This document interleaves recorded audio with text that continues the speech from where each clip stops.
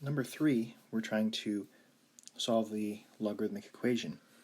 And my first step is going to be to combine these, because when I have a plus sign in between two logarithms, I'm allowed to combine them with multiplication.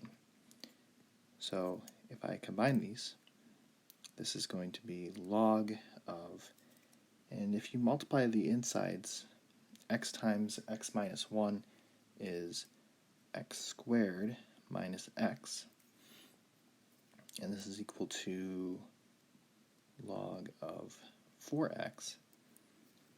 So on this problem, everything is on the inside of logarithms of the same base, which means you only need to look at what's on the inside of the logarithms.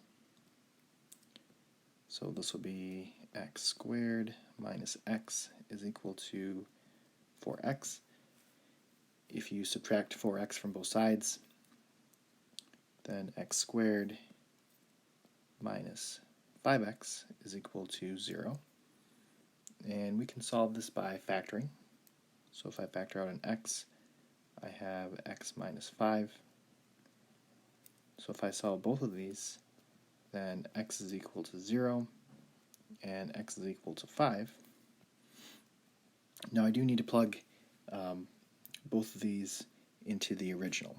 So if you look at 0 and you plug it into all the originals, log of x, logs cannot be negative and they can't be 0 either.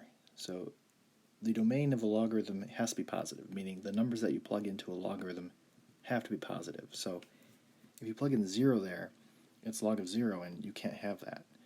So what that means is that you need to throw out 0. Now for 5, if you plug in 5 into log of x, that's positive, that's okay. If you plug it into log of x minus 1, 5 minus 1 is 4, that's still a positive number, so you're okay. And then 4 times 5 is 20, that's still a positive number, so you're okay. So 5 is going to be your answer.